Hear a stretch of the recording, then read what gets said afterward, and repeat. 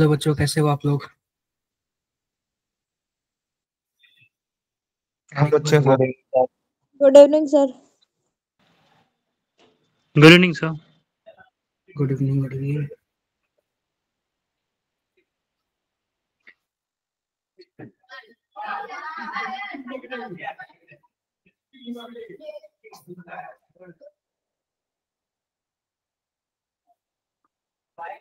Good evening.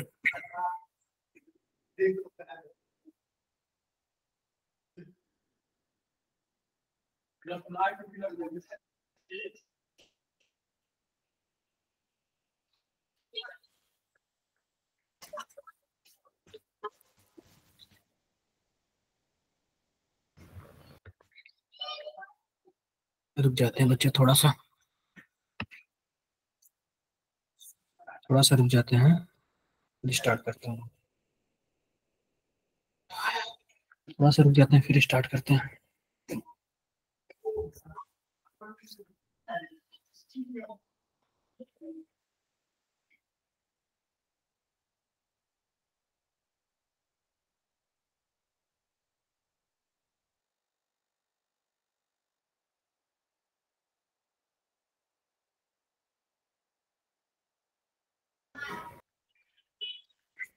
थोड़ा सा रुक जाते हैं, फिर स्टार्ट करते हैं, ठीक है? अच्छा,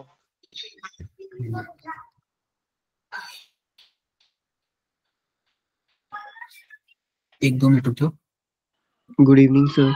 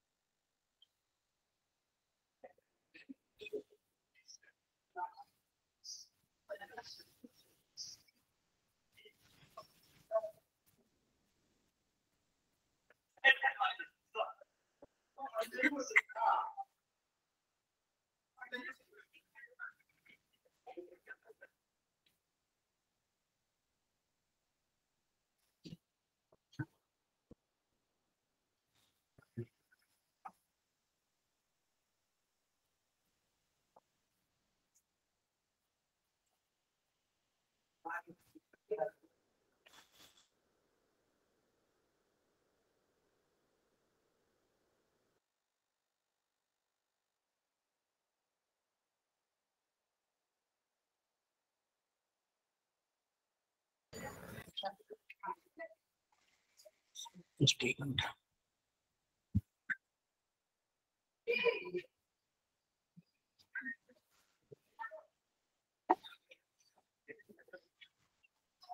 आज बच्चों ना जीओसी का लास्ट पार्ट है, ठीक है? जीओसी का लास्ट पार्ट है, समझ रहे हो आप मेरी बातें? Yes sir. Yes sir. 2 minute और रुक जाए। आज हम लोग ना आइसोमेरिज्म पढ़ेंगे और हम लोग थोड़ा सा प्रैक्टिकल से रिलेटेड बातें पढ़ेंगे।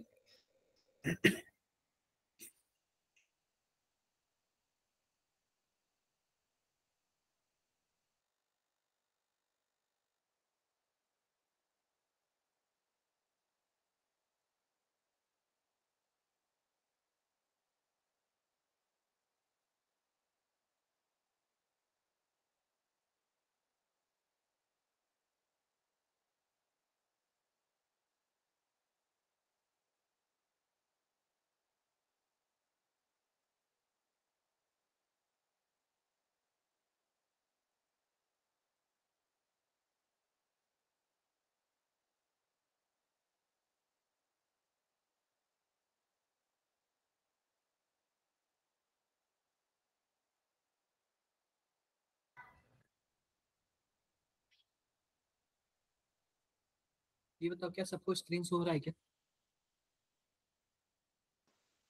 Yes sir. सबको यस सर। स्क्रीन शो हो रहा है। वरुण, मेरी आवाज आ रही है? Yes sir. ठीक है, अब ध्यान से देखो। अब बात कर लेते हैं ना, इंट्रोडक्शन टू आइसोमेरिज्म। आइसोमेरिज्म आप लोग जानते हो क्या होता है? मॉलिक्यूलर फॉर्मूला सेम और स्ट्रक्चर क्या होता है? डिफरेंस होता है। क्लियर है क्या? क्लियर है। अब देखो, सबसे पहली बात, 2 टाइप के आइसोमेरिज्म होता है। एक होता है स्ट्रक्चरल आइसोमेरिज्म और दूसरा क्या होता है? Stereo isomerism. तो अभी मैंने आपको स्टीरियो आइसोमेरिज्म के बारे में नहीं बताऊंगा। स्टीरियो आइसोमेरिज्म में आप लोग याद रखना, सिस ट्रांस होता है और क्या होता है? ईजेड होता है और क्या होता है? आरएस होता है। ठीक है क्या? यही स्टीरियो आइसोमर हो यस जाएगा। सर। अभी फिलहाल हम स्ट्रक्चरल के बारे में बात करेंगे, ठीक है। अब देख लो, सिंपल सी बात है, स्ट्रक्चरल में हमारे पास क्या क्या आ जाएगा? Chain isomerism, position, functional group, metamerism और टॉटोमेरिज्म। और स्टीरियो में क्या क्या आ जाएगा आपका? ज्योमेट्रिकल, कंफर्मेशनल और ऑप्टिकल। क्लियर है क्या? ज्योमेट्रिकल आप लोग क्या जानते हो? ज्योमेट्रिकल आप लोग जानते हो ईजेड होता है, और क्या होता है? सीन और एंटी होता है, और क्या होता है बताओ जरा? सिस्टम। सिस ट्रांस होता है। क्लियर है क्या? ये तीन चीजें होती है ज्योमेट्रिकल आइसोमेरिज्म। कन्फर्मेशन में क्या होता है? सिग्मा बॉन्ड के थ्रू क्या करते हैं? बॉन्ड रोटेट करते हैं। ये आप लोगों ने पढ़ा है ना, सिग्मा बॉन्ड के थ्रू बॉन्ड रोटेट कर। और ऑप्टिकल आइसोमेरिज्म का आप लोग फॉर्मूला याद करना, जितना ज्यादा कायरल कार्बन 2 पे पावर n हो जाएगा, ये ऑप्टिकल आइसोमेरिज्म है। कई कई जगह पता है क्या, मीजो कंपाउंड हो जाता है तो 2 पे पावर n-1 यानी उसका फॉर्मूला चेंज हो जाता है। वो मैंने आपको क्लास में बताया था, मैं आपको नोट्स दे दूंगा, ठीक है। सबसे पहले बात कर लेते हैं चेन आइसोमेरिज्म की, ठीक है क्या? लिखा हुआ है, it is raise due to difference in arrangement of carbon atoms constituting the chain. अक्सर ये ना, पता है क्या, जहां पे चेन में डिफरेंस आता है ना वहीं पे आता है। लेकिन कुछ कुछ जगह वरुण ने क्वेश्चन पूछा था, वो थोड़ा सा डिफरेंट केस आ गया था, लेकिन वरुण पता है क्या, उसको भी चेन आइसोमेरिज्म में ही रखा गया, ठीक है क्या? यस सर, वो क्लियर हो गया सर। क्या वो सही हो गया सर, क्लियर हो गया सर वो वाला। हो गया ना?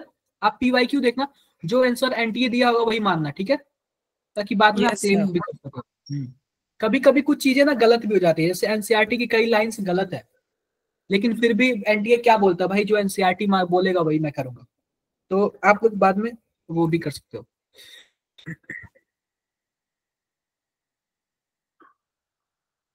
देखो, अब लिखा हुआ draw the chain isomerism of इसका। आप बताओ C5H12 है, तो सबसे पहले 5 कार्बन का बना ले। 1 2 3 4 5 बना लिया क्या? अब 4 कार्बन का बना ले क्या? 1 2 यस सर। 3 4। अब कितने का बना ले? 3 कार्बन 3। का बना ले। 3।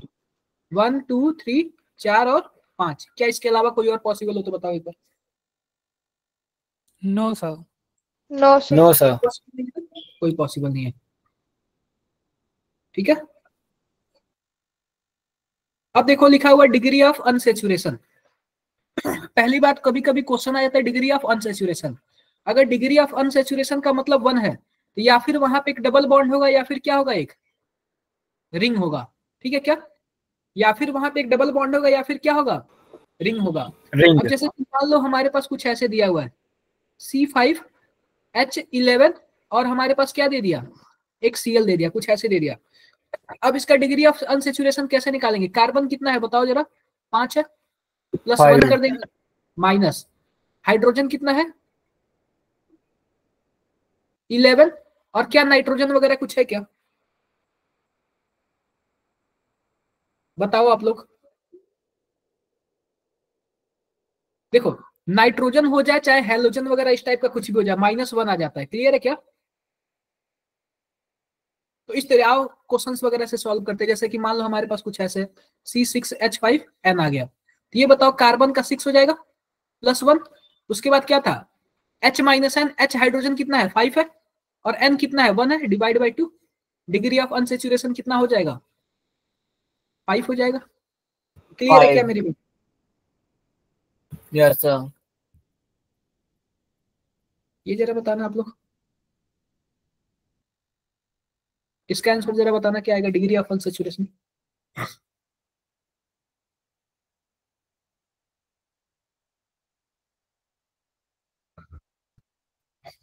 3।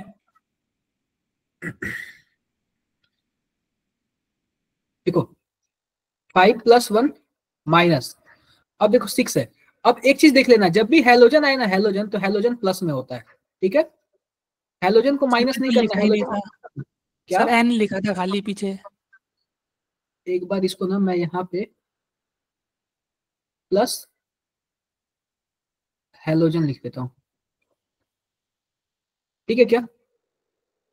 यस सर, अब क्लियर है? क्लियर। हाँ, अब ठीक है, तो देख लेना आप लोग, ठीक है क्या? डन है।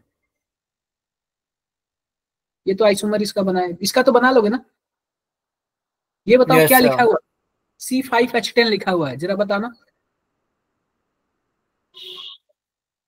डिग्री ऑफ अनसेचुरेशन कितना होगा 5 + 1 माइनस, उसके बाद क्या था हाइड्रोजन था ना 10/2, डिग्री ऑफ अनसेचुरेशन कितना आएगा 1 1 आएगा ना। 1 अब देखो कहीं ना कहीं एक डबल बॉन्ड इसमें जरूर होगा, कहीं ना कहीं इसमें एक डबल बॉन्ड डबल बॉन्ड होगा। जरूर होगा, दिख रहा है क्या। गुड पहला इवनिंग नंबर ये हो सकता है, तो इस डिग्री ऑफ अनसेचुरेशन से यही फायदा होता है। मैंने 6 बना दिया था ना। दूसरा नंबर यहाँ पे भी हो सकता है, ये बातें क्लियर है क्या। तीसरा देखो, यस सर। तीसरा ऐसे भी हो सकता है, चौथा कैसे हो सकता है, ऐसे भी हो सकता है ना। Yes sir. पांचवा कैसे हो सकता है, ऐसे हो सकता है, यस सर हो सकता है। और छठा सिंपल सी बात है ना, एक रिंग भी तो बन सकता है ना, डिग्री ऑफ अनसेचुरेशन रिंग भी तो पॉसिबल है ना, C5H10 दिख रहा है क्या। अरे C5H10 हो गया ना। यस सर हाँ देखो ये अभी ऐसे भी पॉसिबल है यार, बहुत सारी चीजें पॉसिबल है, ठीक है क्या, क्लियर है। ये सब भी पॉसिबल है, पेंटा वाला भी पॉसिबल है, 4 वाला भी पॉसिबल है, 3 वाला भी पॉसिबल है, 3 का ऐसे भी पॉसिबल, ऐसे ही पॉसिबल है।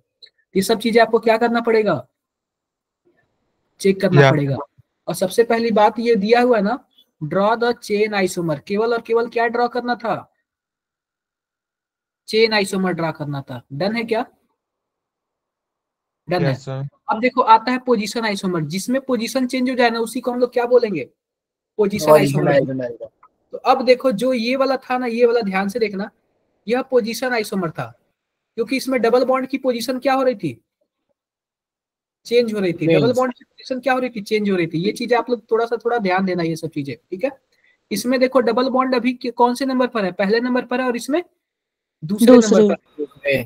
तो मैं बता देता हूँ, जो फंक्शनल देखो, चाहे डबल बॉन्ड हो जाए, चाहे ट्रिपल बॉन्ड हो जाए, चाहे फंक्शनल ग्रुप हो जाए, और चाहे कोई सब्स्टिट्यूएंट या फिर ब्रांच हो जाए, अगर इन चीजों का अगर लोकेशन चेंज होगा ना, तो इसी को हम लोग क्या बोलेंगे, पोजीशन आइसोमर पोजीशन आइसोमर। ठीक है, क्या बोलेंगे, पोजीशन पोजीशन आइसोमर। आइसोमर बातें क्लियर है क्या। Yes sir. अब जैसे देख लो, ये OH है, पहले नंबर पे था, और इसमें OH कौन से नंबर पर है, दूसरे दूसरे नंबर पर है। यह क्या हो गया बताओ, पोजीशन आइसोमर पोजीशन आइसोमर। आई होप मेरी बातें सबको क्लियर होंगी। डन है क्या। यस सर अब देख लेते हैं functional group isomer. Functional group में क्या होता है, जैसे कि देखो CH3 CH2 OH है, और यहाँ पे क्या है CH3 O CH3 है। तो सिंपल सी बात है, पहले वाले में अगर फंक्शनल ग्रुप देखोगे तो क्या है, एल्कोहल है, यस सर। और दूसरे वाले में क्या है, ईथर है, ईथर ठीक है। लेकिन मॉलिक्यूलर फार्मूला दोनों का क्या है, सेम है, C2H6O, और इसका भी क्या है C2H6। H6O. क्लियर है मेरी बातें, यस सर। क्लियर है।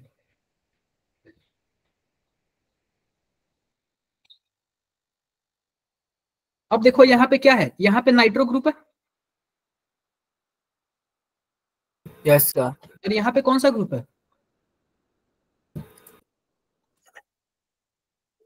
ये नाइट्राइल। नाइट्रो ग्रुप है, ठीक है।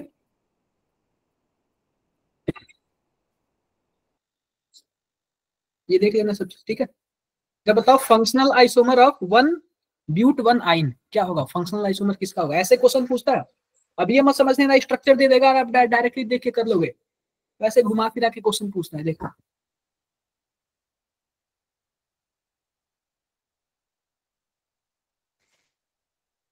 ए बताओ।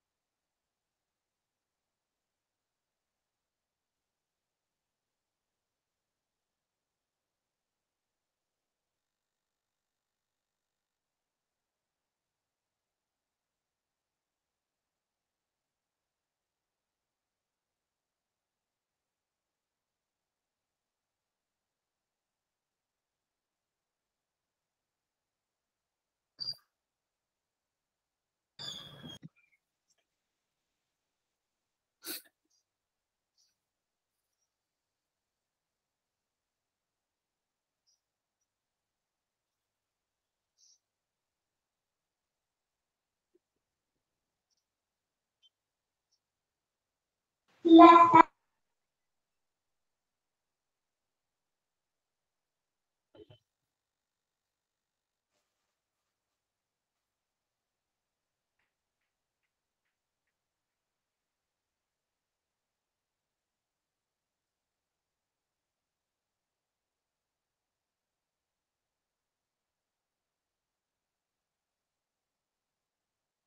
क्या किसी का?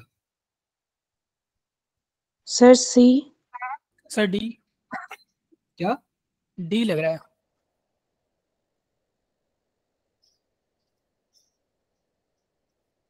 देखो सिंपल सी बात है, ब्यूट वन आइन है ना, कुछ ऐसे होगा।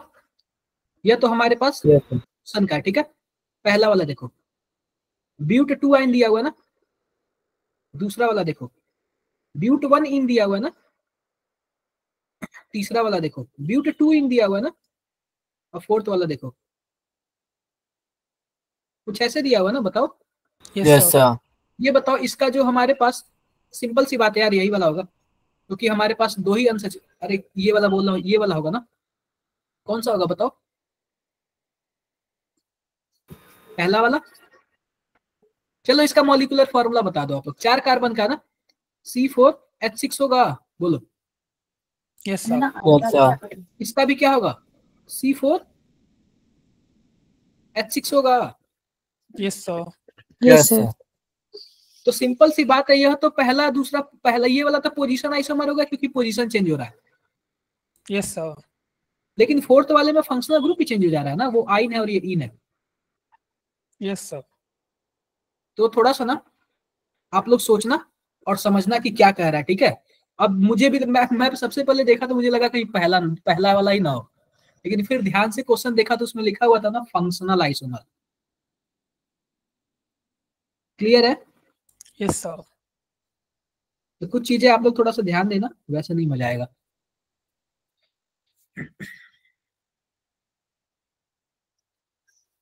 अब एक आता है मेटामेरिज्म। क्या आता है? क्या आता है बताओ? मेटामेरिज्म। मेटामेरिज्म। ध्यान से देखना मेटामेरिज्म क्या होता है। जैसे कि मान लेते हैं ऑक्सीजन है दोनों साइड। अगर मान लेते हैं यह CH3 है और ये क्या है, CH2 और CH3 है। अगर पता है क्या, इधर का एल्किल ग्रुप और इधर का एल्किल, जब एल्किल ग्रुप में चेंजिंग आ जाती है ना, अब जैसे मानो पहले इधर 1 था और इधर 2 था, मानो एक कार्बन चेन है, इधर 2 कार्बन चेन है, यही एक्सचेंज कर देंगे तो उल्टा हो जाएगा। तो यही क्या हो जाएगा, मेटामेरिज्म हो जाएगा। तो जब भी हमारे पास एल्किल ग्रुप में चेंजिंग आता है, किसी फंक्शनल ग्रुप के, अगर कोई मान लो फंक्शनल ग्रुप बीच में है और उसके अगल बगल में अगर एल्किल ग्रुप का चेंजिंग आता है, तो क्या होता है बताओ? मेटामेरिज्म। Metamerism. देखो इसमें 2 है और इस साइड 3 है, दिख रहा है क्या? इस साइड 2 है, इस साइड 1 है, चेंजिंग आ गया क्या? Yes sir. इस साइड 2 Yes, है, इस sir. साइड 2 है, इधर 3 है और इधर 1 है। ऐसे ही होता है, ठीक है। अब बात कर लेते हैं थोड़ा सा प्रैक्टिकल केमिस्ट्री के बारे में बात कर लेते हैं। थोड़ा सा किसके बारे में बात कर लेते हैं हम लोग? Practical chemistry. प्रैक्टिकल केमिस्ट्री के Pure बारे में। organic chemistry. क्या क्या बोल रहे हो दीक्षांत? देखो सबसे पहले टेस्ट के बारे में बात कर लेते हैं। तो हम बात करेंगे लेसाइन टेस्ट। किसके बारे में बात करेंगे? Lysine लेसाइन test. टेस्ट। तो यह पता है क्या, ऑर्गेनिक केमिस्ट्री के बारे में बातें चल रही है। और मैं आपको एक बातें बता दे रहा हूँ, जब भी हम ऑर्गेनिक केमिस्ट्री में बात करेंगे ना, तो अगर हमें नाइट्रोजन का टेस्ट करना हो ना, ये नहीं कि नाइट्रोजन अकेले होगा। नाइट्रोजन कहाँ पे मौजूद होगा? किसी ना किसी ऑर्गेनिक कंपाउंड में मौजूद होगा। समझे क्या? Yes, Yes. sir. मान लो कि हमें नाइट्रोजन का टेस्ट करना है। अब नाइट्रोजन मिल गया आपका NH3 में और एक मिल गया CH3NH2 में। जो हम ऑर्गेनिक वाला कर रहे हैं ना, तो यह वाला नाइट्रोजन पॉजिटिव टेस्ट देगा, यह वाला नहीं देगा, क्योंकि यह इनऑर्गेनिक है। यह वाला ऑर्गेनिक, हम लोग ऑर्गेनिक पढ़ता है ना। तो यह जो बच्चों टेस्ट है ना, यह क्या है, लेसाइन टेस्ट है। और आपको पता है ना लेसाइन टेस्ट कैसे बनता है? हम लोग, आप लोग स्कूल में प्रैक्टिकल वगैरह किए हो? एक छोटा सा हम लोग इग्निशियन ट्यूब लेते हैं। क्या लेते हैं? इग्निशियन ट्यूब, छोटा सा ट्यूब होता है। इसमें हम सोडियम मेटल को डालेंगे और जलाएंगे, और जलाने के बाद हम क्या करेंगे, एक पानी वगैरह में डाल देंगे, ठीक है क्या? क्लियर है? सर सोडियम Yes, तो sir. फट जाता है सर, क्या चीज? सोडियम तो ब्लास्ट हो जाएगा सर। अरे नहीं तो वही तो हल्का सा ना वो होगा, आपको क्या बोलते हैं, जब हम पानी में डालेंगे ना, तो जैसे कि मान लो पहले सोडियम डाल दिया, सोडियम के ऊपर हमने अपना कंपाउंड डाल दिया, और कंपाउंड में डालने के बाद हम उस सॉल्यूशन में डालेंगे, पानी की छोड़ो, उस सॉल्यूशन में डालेंगे, तो पहली बात सोडियम को जलाने पे ब्लास्ट नहीं होगा। सोडियम को हम लोग कैरोसिन में रखते हैं, और कैरोसिन में सर रखने के आपने बाद पानी में डाल दिया था ना अभी, इसलिए। नहीं कैरोसिन में रखते हैं, और कैरोसिन में रखने के बाद उसको हम लोग जलाते हैं ताकि सोडियम का जो है ना चिकनापन आ जाए, ऊपर से चिकनापन आ जाए, ठीक है क्या? उसके बाद हम उसमें क्या डालते हैं, अपना ऑर्गेनिक कंपाउंड डालते हैं। जब ऑर्गेनिक कंपाउंड डालेंगे तो आप बताओ सोडियम होगा ही, और ऑर्गेनिक कंपाउंड में हमें नाइट्रोजन का टेस्ट करना है, तो जाहिर सी बात है ऑर्गेनिक कंपाउंड में तो कार्बन होगा ही, बोलो होगा कि नहीं होगा? Yes sir. और हम लोग नाइट्रोजन का टेस्ट कर रहे हैं तो नाइट्रोजन भी होना चाहिए, होना चाहिए। तो यह तीनों मिलके क्या बना लेते हैं, NaCN बना लेते हैं। क्लियर है क्या? Yes, यह sir. तीनों मिलके क्या बना हाइड्रोजन लेते और हैं? फेनिल हाइड्रोजन में कौन सा देगा? क्या? हाइड्रोजन और फेनिल हाइड्रोजन में कौन सा देगा ये टेस्ट? हाइड्रोजन और phenyl hydrogen. Phenyl hydrogen. Yes sir. अरे भाई ये वाला कहाँ से देगा, ये ऑर्गेनिक कंपाउंड है ऊपर वाला, नहीं है ना? अरे ऐसा क्वेश्चन आया भी हुआ है, कौन सा लेसाइन टेस्ट नहीं देगा, उसमें एक ऑप्शन था यूरिया का भी, यूरिया तो देगा ना, उसमें जो नाइट्रोजन है ऑर्गेनिक है, ये वाला नहीं देगा ना, क्योंकि हाइड्रोजन में आप बताओ कहीं कार्बन दिख रहा है क्या, NH2 में? नहीं दिख रहा है ना, नहीं दिख रहा है। और तो सर देखो हाइड्रोजन? हाइड्रोजन नहीं देगा भाई, हाइड्रोजन NH2 फॉर्मूला होता है ना हाइड्रोजन का,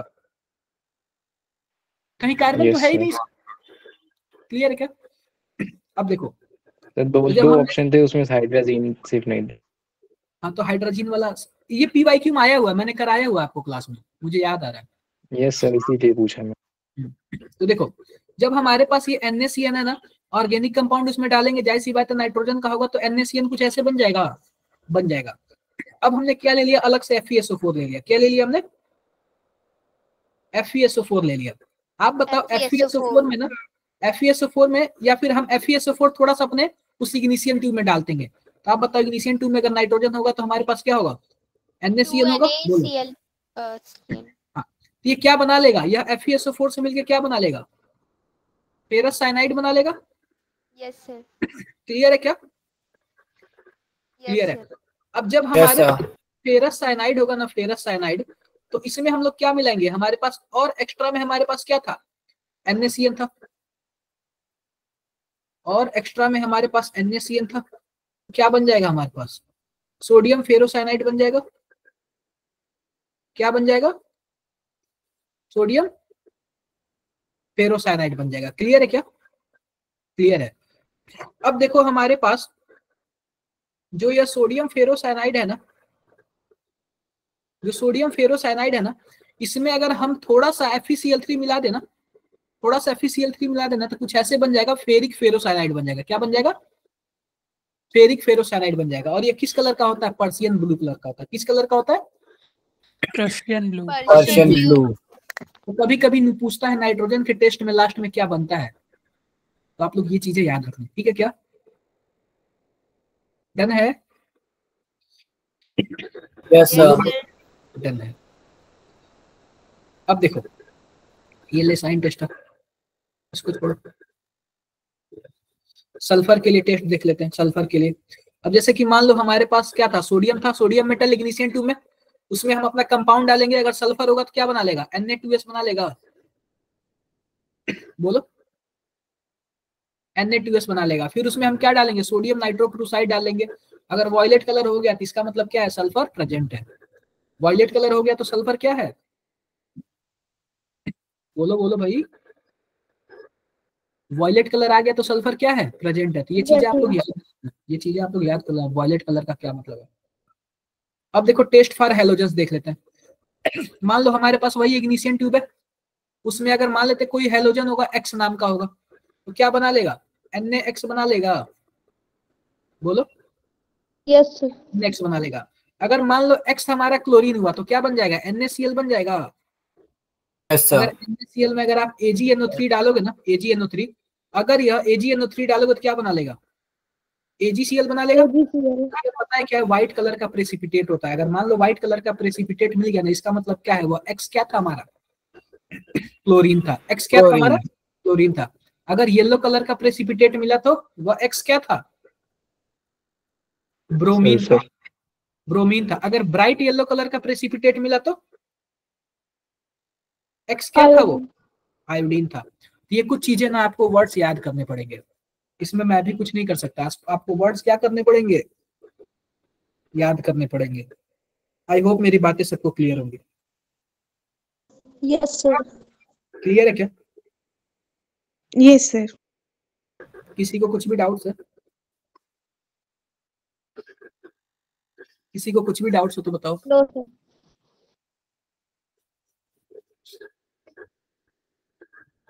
टेस्ट फॉर फास्फोरस देख लेते हैं।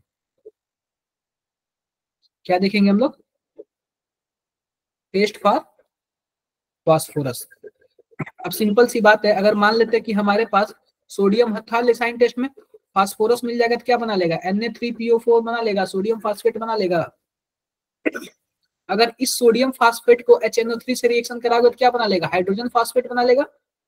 और इस हाइड्रोजन फास्फेट को अमोनियम मोलिबिडेट के साथ रिएक्शन कराओगे तो क्या बना लेगा, अमोनियम फास्फोमोलिबिडेट बना लेगा। यही आपका फास्फोरस का टेस्ट है। ठीक है, अब देखो टेस्ट फॉर अनसेचुरेशन, ये थोड़ा सा इंपॉर्टेंट है। एक ब्रोमीन वाटर टेस्ट दिया हुआ था, एक ब्रोमीन वाटर क्या हुआ था, टेस्ट दिया हुआ था। अब जैसे कि मान लो हमारे पास क्या है, CH2 डबल बॉन्ड CH2 है, यह डबल बॉन्ड है। और पता है क्या, जो ब्रोमीन होता है ना, ब्रोमीन वो यह कलर का होता है। ठीक है, रेडिश क्या होता है, रेडिश ऑरेंज कलर का होता है। क्लियर है क्या, क्या होता है, रेडिश ऑरेंज कलर का होता है। अगर मान लेते हैं कि हमारे पास ये डबल बॉन्ड है ना, अगर ब्रोमीन जोड़ोगे तो क्या हो जाएगा हमारे पास, ये सिंगल बॉन्ड में आ जाएगा क्या, बोलो। Yes sir. सिंगल बॉन्ड है, इसका मतलब जो अनसेचुरेशन था वो खत्म हो गया। तो पहले तो ये कलर था, जब अनसेचुरेशन खत्म हो जाएगा तो क्या हो जाएगा, कलरलेस हो जाएगा। तो इसी को हम लोग क्या बोलते हैं, ब्रोमीन वाटर टेस्ट बोलते हैं। तो ये एल्कीन के लिए भी होता है और किसके लिए होता है, एल्काइन के लिए भी होता है। एल्कीन के लिए भी होता है और किसके लिए होता है, सर रिंग के लिए भी हो सकता है ये। रिंग के लिए भी होता है। लेकिन सभी रिंग में, जैसे कि मानो कि बेंजीन का रिंग नहीं तोड़ पाता, इसलिए नहीं तोड़ पाता कि वो बहुत ज्यादा स्टेबल है। ओके। अगर मान लो ऐसे रिंग हो, ऐसे हो, तब तो तोड़ लेगा इजीली। लेकिन ब्रोमीन वगैरह जो एरोमेटिक है ना, वो ऑलरेडी ज्यादा स्टेबल है, तो सर उनको नहीं नॉर्मल तोड़ बिना पाएगा। डबल बॉन्ड क्लियर है वाली क्या रिंग, वरुण, सर बिना डबल बॉन्ड वाली रिंग। तो बिना डबल वाले रिंग में कहा अनसेचुरेशन कहाँ है, जरा बताओ ना। सर रिंग भी तो अनसैचुरेशन बोलते हैं मेरे हिसाब से। नहीं, तो इसमें डबल बॉन्ड कोई केवल वो करता है। ठीक है, अच्छा ठीक है, वही पूछ रहा था। हाँ हाँ, ये देखो पर्पल कलर का है, बाद में क्या हो जाएगा, कलरलेस हो जाएगा। सॉरी, ये बेयर्स टेस्ट है।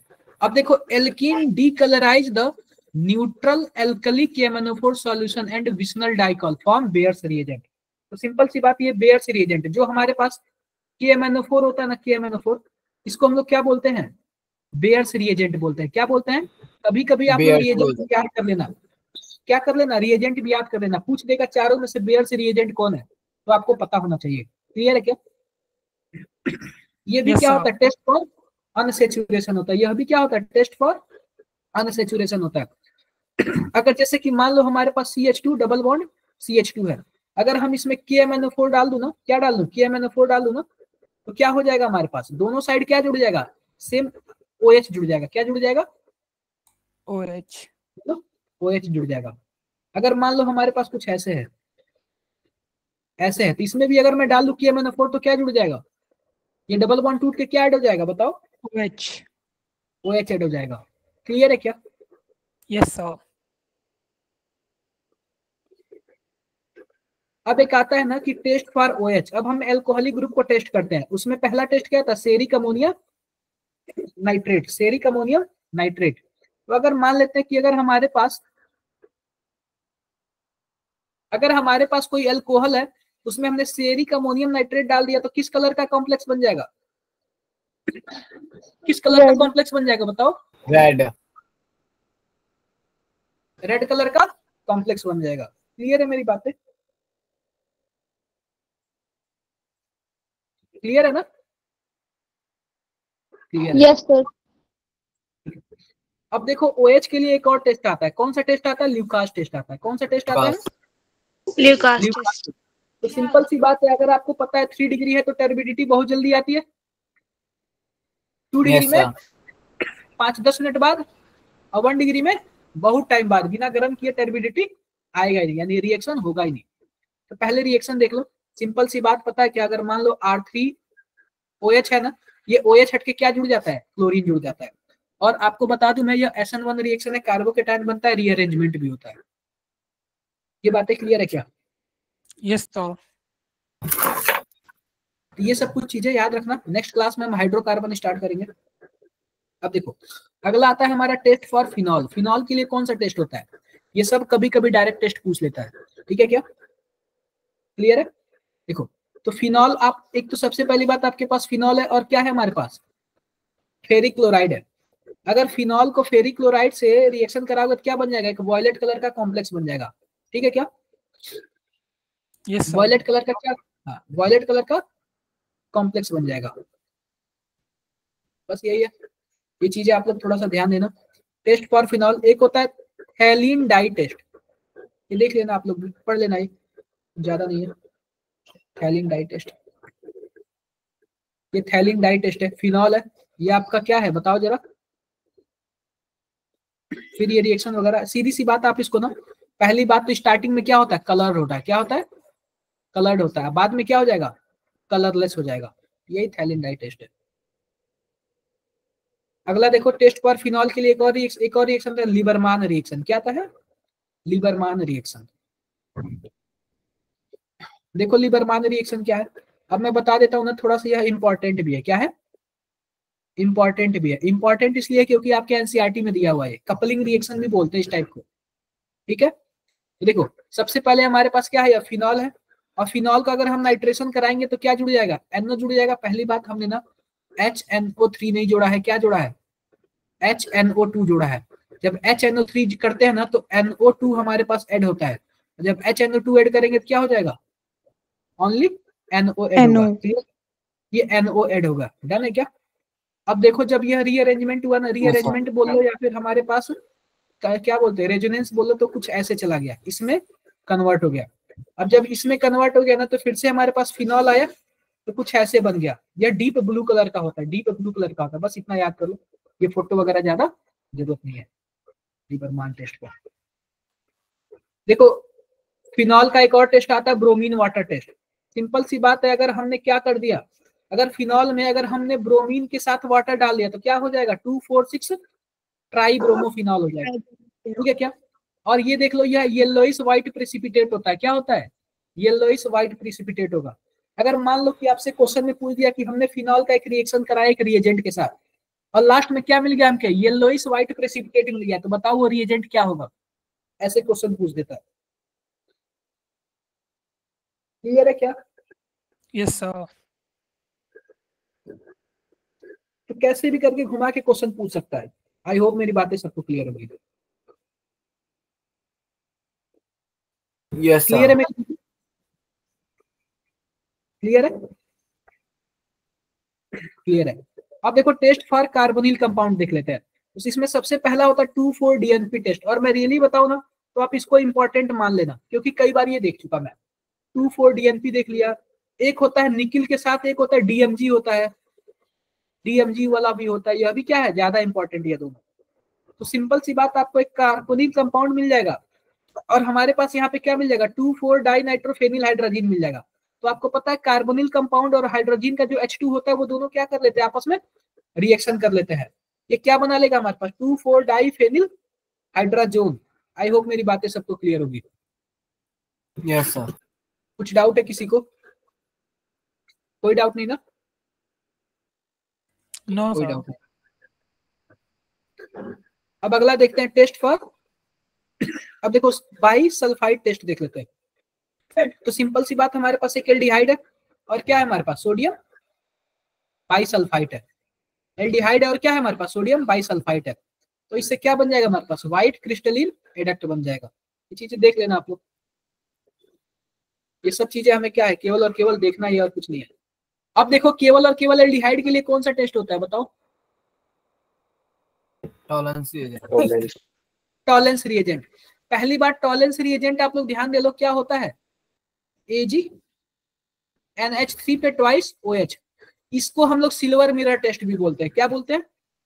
Silver mirror silver mirror test. Test भी बोलते हैं, या फिर अमोनिकल टेस्ट भी बोलते हैं, सिल्वर अमोनिकल टेस्ट भी बोलते हैं। ये दो तीन चीजें, ये दो तीन नाम से पूछ सकता है, Tollens test, silver mirror test, या फिर silver ammoniacal test. Silver ammoniacal test. I hope मेरी बातें सबको क्लियर होगी।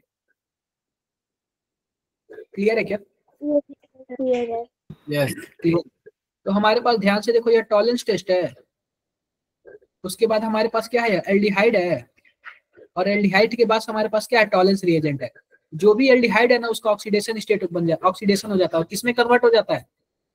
कार्बोक्सिलिक एसिड में। जितने कार्बन का है उतने में ही क्या बन जाएगा? कार्बोक्सिलिक एसिड में कन्वर्ट हो जाएगा। आई होप मेरी बातें क्लियर होगी सर। है ना क्या? यस। और साथ साथ कौन सी गैस निकलती है? अमोनिया गैस निकलती है। अमोनिया। अमोनिया गैस निकलती है। अब देखो, एक होता है, पहली बात एक चीज और देख लो, यह एलिफैटिक और एरोमेटिक दोनों वाले देते हैं, दोनों एल्डिहाइड देते हैं।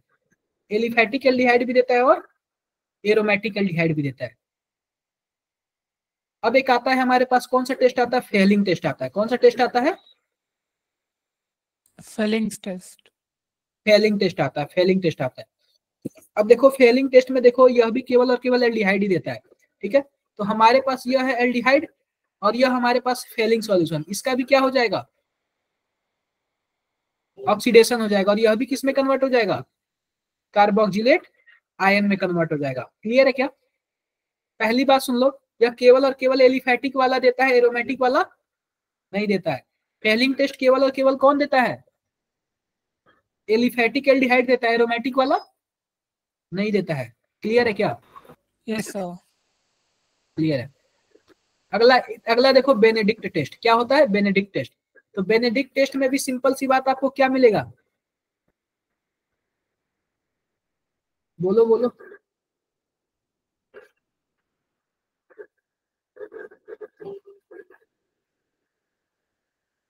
इसमें भी आपको कार्बोक्सिलिक एसिड ही मिलता है। ठीक है, इसमें भी कार्बो, एक चीज तो मैंने आपको बताना भूल गया कि जो हमारे पास फेलिंग टॉलरेंस टेस्ट है ना, इसमें हमारे पास सिल्वर मिरर बनता है। और जो हमारे पास क्या है, फेलिंग टेस्ट है ना, इसमें हमारे पास क्या, रेड रेड कलर का सॉल्यूशन बनता है। क्या बनता है? रेड ब्रिक कलर का सॉल्यूशन बनता है। Cu2 किस कलर का होता है बताओ? रेड ब्रिक कलर का क्या बनता है? सॉल्यूशन बनता है। इसमें देखो, यह भी क्या बनेगा? जो बेनेडिक्ट वाला भी होगा, इसमें भी क्या बनेगा? रेड ब्रिक कलर का क्या बनेगा? सॉल्यूशन बनेगा। ये चीजें आप लोग कलर वगैरह से ही पूछता है। ठीक है, अब देखो कार्बोक्सिलिक ग्रुप को कौन टेस्ट देता है? Sodium bicarbonate test. क्या होता है? Sodium bicarbonate test. अगर मान लो कि हमारे पास कार्बोक्सिलिक एसिड है और हमारे पास क्या है? सोडियम बाइकार्बोनेट है, तो इससे हमारे पास क्या बनेगा जरा बताओ? ये बन जाएगा और H2O बन जाएगा, और साथ में क्या निकलेगा? CO2 निकलेगा। यह किसका टेस्ट होता है बताओ जरा? Carboxylic acid. क्लियर हो रहा है क्या आपको? ना देखो, मैं तो आपको बता दे रहा हूँ और आपको एक एक बार पढ़ना पड़ेगा सर। सबका सब चीज क्या करना पड़ेगा? आपको पढ़ना पड़ेगा। बिना पढ़े मजा नहीं आएगा। ये सब आपको क्या करना पड़ेगा? पढ़ना पड़ेगा। अब देखो, एक होता है स्टर टेस्ट और फ्रूटी स्मेल टेस्ट। हमारे पास क्या होता है? हमारे पास एक होता है कि कार्बोक्सिलिक एसिड होता है, एक होता है अल्कोहल। आप बताओ, कार्बोक्सिलिक एसिड और अल्कोहल मिल जाएगा तो क्या बन जाएगा? एस्टर बन जाएगा क्या? इसको एस्टरिफिकेशन रिएक्शन भी बोलते हैं, पता है आप लोग को? अब देखो, एक होता है हमारे पास कार्बिल एमीन टेस्ट। ये पता है क्या? 1 डिग्री एमीन के लिए टेस्ट होता है। किसके लिए होता है? 1 डिग्री एमीन के लिए होता है। इसको हम लोग क्या बोलते हैं? Carbylamine test. अब इसमें देखो, हमारे पास क्या होता है? 1 डिग्री एमीन होगा और हमारे पास क्या होगा? क्लोरोफॉर्म होगा। और हमारे पास क्या होगा बताओ? KOH होगा। 1 डिग्री एमीन होगा, क्लोरोफॉर्म होगा, और क्या होगा? KOH होगा। तो इससे हमारे पास क्या बनेगा जरा बताओ? RNC बन जाएगा, यानी कि सोडियम क्या बन जाएगा? हमारे पास देखो साइनाइड था और ये क्या हो जाएगा? आइसोसाइनाइड हो जाएगा। क्या हो जाएगा? क्या हो जाएगा बताओ? आइसोसाइनाइड हो जाएगा। बातें मेरी क्लियर है क्या? Yes sir. क्लियर है। अब एक होता है हमारे पास नाइट्रस एसिड टेस्ट। क्या होता है? Nitrous acid test. Nitrous acid test. तो अब इसमें देखो नाइट्रस एसिड टेस्ट में क्या होता है हमारे पास, इसमें होता है प्राइमरी एलिफेटिक एमीन होता है। तो प्राइमरी एलिफेटिक एमीन को अगर हम HNO मतलब HNO2 से रिएक्शन कराए ना तो हमारे पास क्या बन जाएगा? अल्कोहल बन जाएगा। अगर हम सेकेंडरी वाले को क्या बनाए तो क्या बन जाएगा? नाइट्रोसोएमीन बन जाएगा। और टर्सरी वाले को बनाए तो टर्सरी अमोनिकल नाइट्रेट बन जाएगा। ये चीजें आप लोग को बस याद ही करना और कुछ नहीं हो सकता इसमें। एक होता है एजोडाई टेस्ट। यह भी क्या होता है? इंपॉर्टेंट होता है। यह भी क्या होता है? इंपॉर्टेंट होता है एजोडाई टेस्ट। देखो हमारे पास एनिलीन है, एनिलीन में हमने मिला दिया ये चीजें, तो आप बताओ क्या एजोनियम सॉल्ट बन जाएगा क्या? Diazonium salt. Yes, अब sir. डाई एजोनियम सॉल्ट के बाद अगर मैंने इसमें बीटा नेप्थॉल मिला दिया ना तो बीटा नेप्थॉल एजोडाई बन जाएगा। और ये किस कलर का होता है? रेड कलर का होता है। बीटा नेप्थॉल एजोडाई बन जाएगा। और ये किस कलर का होता है बताओ? रेड। रेड कलर का होता है। किसी को कुछ भी डाउट्स हो तो बताओ इसमें। No doubt sir. हो जाएगा ना?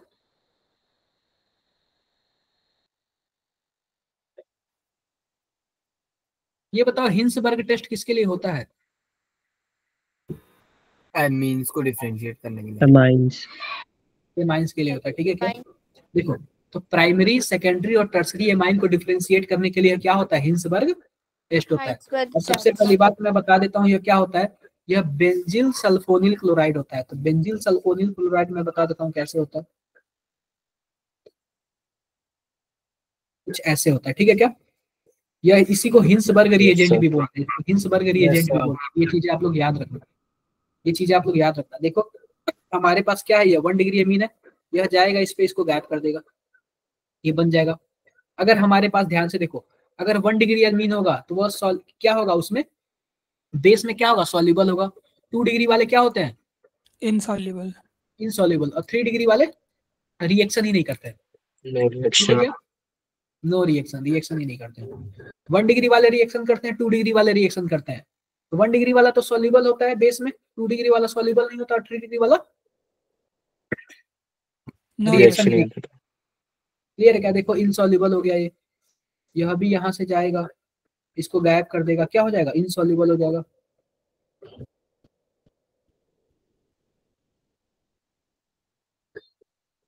उसके बाद हमारे पास क्या आता है? बाईयूरिट टेस्ट आता है। ठीक है क्या? Biuret test. अब देखो बाईयूरिट टेस्ट में क्या होता है? The biuret test is a chemical test that can be used to see in a light has. ये पढ़ लेना आप लोग। बाईयूरिट टेस्ट में बता देता हूँ पेप्टाइड बॉन्ड के लिए होता है। ठीक है? एक होता है मॉलिश टेस्ट। मॉलिश टेस्ट किसके लिए होता है? कार्बोहाइड्रेट्स के लिए होता है। किसके लिए होता है? कार्बोहाइड्रेट्स के लिए। ये बताओ बाईयूरिट टेस्ट किसके लिए होता है? प्रोटीन के लिए भी बोल सकते हैं, क्योंकि प्रोटीन में क्या होता है? एमिनो एसिड होता है और पेप्टाइड बॉन्ड उसी में बनता है। और ये बता मॉलिश टेस्ट किसके लिए होता है? कार्बोहाइड्रेट्स के लिए। Carbohydrates. रिएक्शंस वगैरह मत पढ़ना, बहुत फंस जाओगे आप लोग। सिंपल सी बात है, बताओ कि कार्बोहाइड्रेट्स का टेस्ट चारों में से कौन देगा? Molisch test, Benedict test, Tollens test, या फिर फेलिंग टेस्ट? तो आप लोग क्या बोलोगे? Molish test. Molisch test. I hope मेरी बातें सबको क्लियर होगी। क्लियर है क्या? Yes, sir.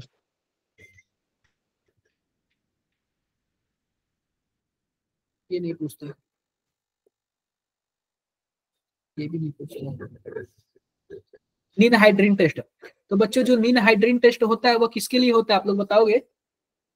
ये अल्फा एमिनो एसिड के लिए होता है। किसके लिए होता है? अल्फा एमिनो एसिड के लिए होता है। नीन हाइड्रीन टेस्ट किसके लिए होता है बताओ? एमिनो एसिड के लिए होता है। एमिनो एसिड के लिए कौन सा टेस्ट होता है? नीन हाइड्रीन टेस्ट। ये बस आप लोग याद रख लेना, बस आप लोग याद रख लेना, नाम याद कर लेना, क्योंकि ऐसे ही पूछता है। ठीक है? जैंथोप्रोटिक टेस्ट, ये सब नहीं पूछेगा।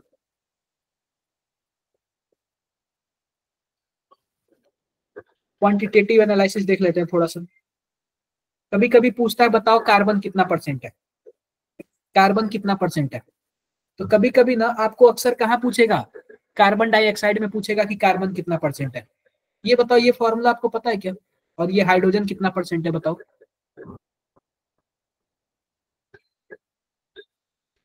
देखो जैसे कि मान लो आपके पास एक क्वेश्चन दे दिया, ध्यान से देखना, मैं आपको ये यूज करना बताता हूँ। कहाँ गया, कोई क्वेश्चन वगैरह नहीं है, केवल और केवल फॉर्मूला है। देखो जैसे कि मान लेते हैं कि हमारे पास ऐसे दे दिया, बोलेगा कि हमारे पास 0.3 ग्राम कोई ऑर्गेनिक कंपाउंड है, ठीक है। उसको हमने क्या कर दिया, कंबस्टन कराया। क्या कर दिया, कंबस्टन कराया। अब कंबस्टन कराने के बाद वह पूछा कि बताओ कार्बन कितना परसेंट उसमें था। क्या पूछेगा, कार्बन कितना परसेंट था। तो आप सिंपल सी बात बताओ, कोई भी मान लेते हैं हमारे पास ऑर्गेनिक कंपाउंड है, अगर आप उसको जलाओगे तो क्या बनेगा, कार्बन डाइऑक्साइड बनेगा। और क्या बनेगा, वाटर बनेगा। यही बनेगा ना। अरे Yes, बता दो sir. आप लोग, यही बनेगा। तो आप बताओ कार्बन परसेंटेज कैसे निकालोगे, 12/44 कर देना। तो जो भी हमारे पास कार्बन होगा, क्या वही कार्बन कार्बन डाइऑक्साइड में कन्वर्ट होगा क्या, बोलो। Yes, sir. वही होगा। तो सिंपल सी बात है, 12/44 कर देना, मास ऑफ कार्बन डाइऑक्साइड। देख लेना कार्बन डाइऑक्साइड कैलकुलेशन में कितना बना है। मान लेते हैं कि अगर 20, अगर मान लेते हैं कि अगर हमारे पास 0.1 ग्राम बना है ना, तो ऊपर 0.1 लिख देना। और टोटल हमारे पास ऑर्गेनिक कंपाउंड कितना था, 0.3 ग्राम था। और इंटू 100 कर दोगे तो आपका किस में निकल जाएगा, परसेंटेज में कार्बन निकल जाएगा। आई होप मेरी बातें क्लियर होगी। Yes sir. डाउट है क्या किसी को?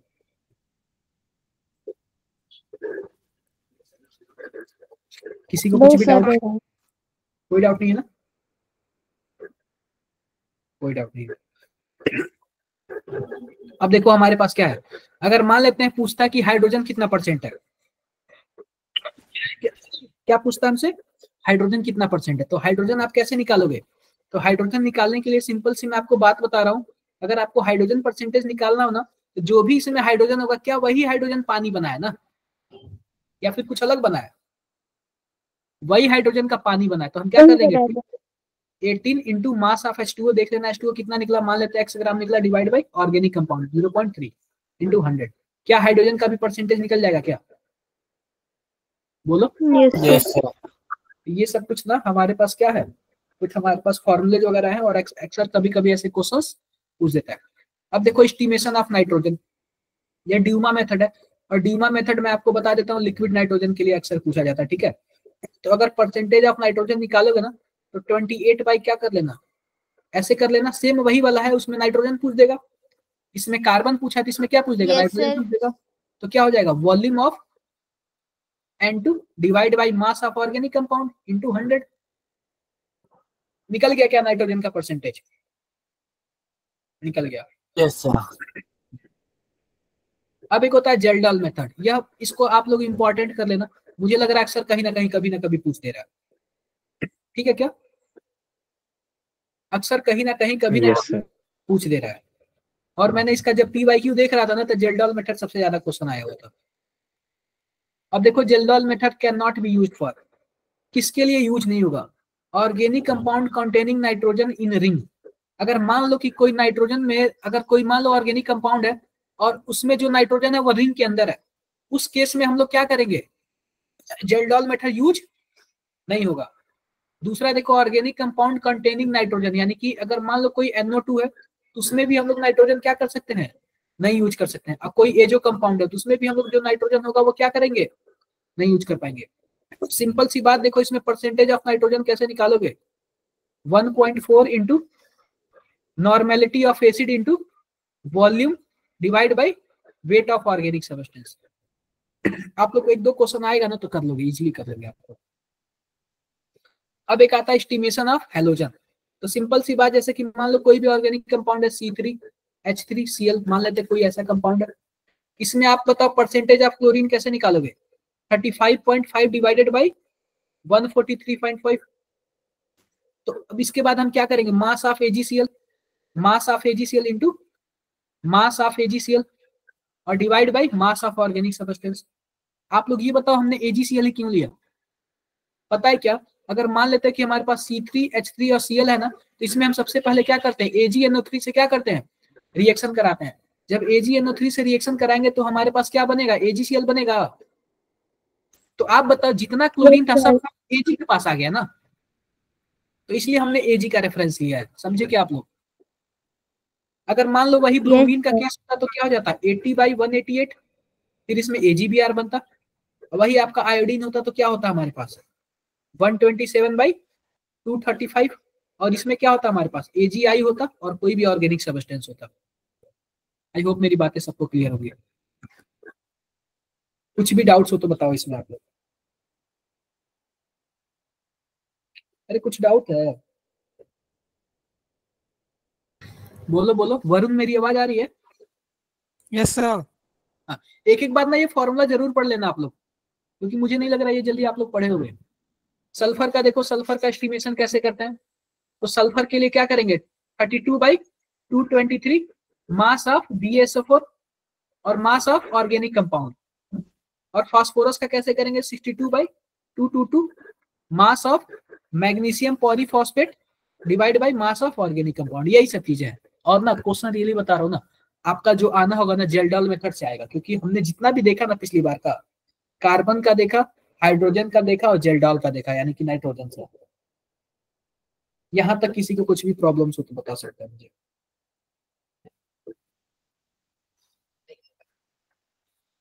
तो बहुत ही तेजी से मैंने आपको ये बता दिया, मुझे लगा कि ज्यादा टाइम लगेगा। और सबसे पहली बात, ये प्रैक्टिकल केमिस्ट्री है तो आपको खुद ही पढ़ना पड़ेगा ये, ठीक है। अरे बोल दो आप लोग,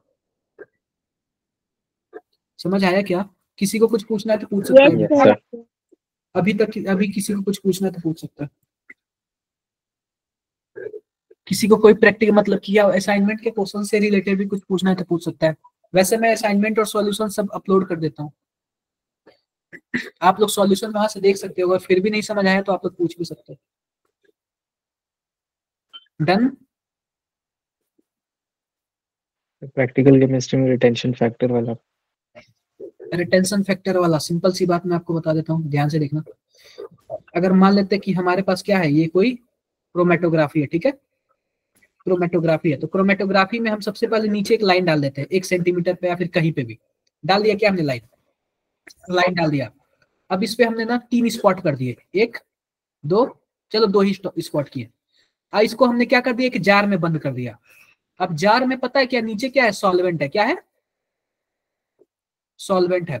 अब ये बताओ, जब ये पेपर को सॉल्वेंट से टच होगा तो सॉल्वेंट ऊपर नहीं भागेगा। आप एक गिलास में पानी में ना पेपर डाल के देखना, क्या पानी धीरे धीरे ऊपर नहीं आ जाएगा? Yes sir. बोलो। हाँ, तो मान लेते हैं कि यहां तक आ गया, यहां तक आ गया, और ना यहां से यहां 10 सेंटीमीटर है। ध्यान से देखना, यहां से यहां कितना सेंटीमीटर है, 10 सेंटीमीटर है, और 1 सेंटीमीटर यह है, ठीक है। तो जब यहां से यहां तक आ गया, 10 सेंटीमीटर तक पानी चढ़ गया, तो धीरे धीरे ये सॉल्वेंट भी तो ऊपर जाएगा ना।